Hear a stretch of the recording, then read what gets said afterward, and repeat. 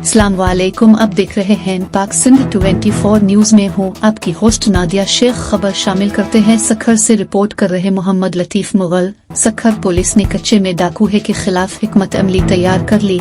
SSP Sukkur का team के हमरा कच्चे के मुख्तलिफ इलाकों का दौरा। अवाम की जान और माल के तहफ़्फ़ुज़ के लिए हर किस्म की कुर्बानी के लिए तैयार हैं। एसएसपी सखर आबिद अली बलूच का दौरे के दौरान इजहार ख्याल।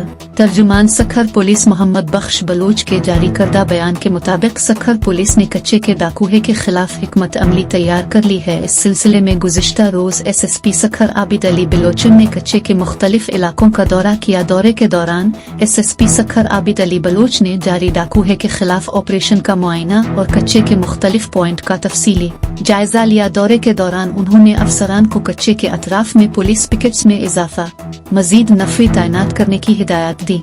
दौरे के दौरान ऑपरेशन में हासिल लेने वाले मुतालिका अफसरान ने एसएसपी आबिद अली बलूच को कच्चे के मुतालिक तफसीली ब्रीफिंग भी दी गई। एसएसपी आबिद अली बलूच ने कच्चे के इलाकों को अमन दुश्मन डाकुओं नूनगुना से पाक करने के अज़्म का इजहार किया गया और एसएसपी सखर ने मुतालिका डीएसपीज एसएच इवस को कच्चे में डाकुओं नूनगुना की सरकोबी और अमन अमान की बहाली के लिए मुअस्सर हिकमत अमली और मरबूत इक़दामात करने के अहकामात जारी किए। इस मौके पर एसएसपी सखर आबिद अली बलूच साहिब का कहना था कि अवाम की जान और माल के तहफ़्फ़ुज़ के लिए हर किस्म की कुर्बानी के लिए तैयार हैं। इलाका को जराइम से पाक करने के लिए डाकुओं का सफाया जरूरी है। अमन खराब करने वालों को किसी सूरत बख्श नहीं किया जा सकता। उनकी सरकोबी के लिए हर मुमकिन तदारुक करके इनका कला कुमाले सलाम किया जाएगा।